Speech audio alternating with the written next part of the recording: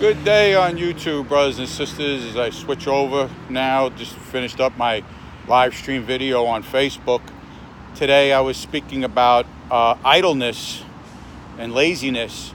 I was reading a devotional this morning by a man by the name of James Montgomery Boyce. Boyce was born in 1938. He died in 2000. And he said something. He said, "Idle hands do the devil's work." And it kind of echoed something the Reverend Billy Graham said many years ago. He said, "An idle mind is Satan's playground." That struck home with me personally. I was born again as a Christian follower of Christ in 1985 when I was 19 years old. And for 2 years I rejoiced greatly and mightily in the Lord. I remember going to Sunday school, midweek Bible study, youth night, evangelism, prayer meetings, you name it, I was there. When my friend who brought me to Christ died of AIDS in 1987, I slowly stopped doing the work that God had called me to do, and I became more and more idle. And as I became more and more spiritually idle, I became more and more busy with the things of this world, things I'm ashamed of now that I did, but thank God for his mercy and grace. But Proverbs 19:24 speaks about a sluggard or an idle person. They put their hand to a dish, but they're too lazy to take their hand back up and put the food in their mouth. Proverbs 22:13, again, the sluggard or an idle person or a lazy person says that there's a lion out in the street and he's going to kill me. They're afraid to come out of the house. They're afraid to do things that we're called to do in this world. And I believe, spiritually speaking, that's how the church in America has become by and large, and I find it sometimes even creeping in my own life, where we become complacent. We want to put ourselves in a little bubble, afraid to go out and do the things that God tells us to do. You see, Israel in the Old Testament fell into this trap of idleness. In Amos chapter 6, verses 1-7, you can read there how Israel became idle and started to fall more and more into different sins.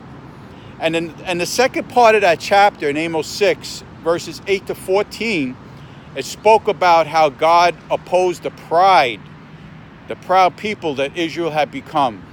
You see, brothers and sisters, idle people, lazy people, or people that don't want to do things in life tend to be very proud because they feel like they're entitled to have someone else take care of them.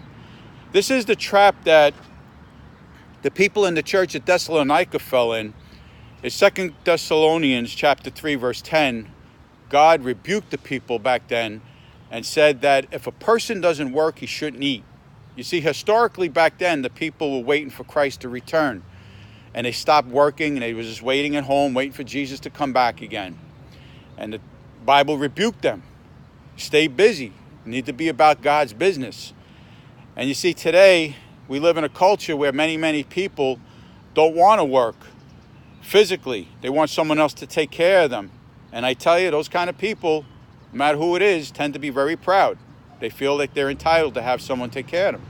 And this is what the Bible says. Israel fell into the same trap. History always repeats itself. But more importantly, brothers and sisters, what about spiritually? I shared from my own life how over 35 years ago, how I fell into the sins that I went into because of being idle, not being about God's business. If you're not about God's business, brothers and sisters, you will be about the world's business. I've learned this myself, and I've seen it throughout the history of Israel in the Bible. And if you are honest with yourselves, if you find yourself not reading the Bible, praying, going out and doing what God tells you to do, you will find yourself more and more complacent and idle with the things of this world. I hope this little devotion will help us all. Let us stay busy, brothers and sisters. The life that we live here on earth does not consist by the things that we have here, who we are. It consists in what we have in heaven in Jesus Christ and who we are in Him. We need to stay busy. When I go to work, I'll end with this. When I go to work, as a custodian, my boss doesn't want to see me sitting around idle on my phone or talking to some of the teachers.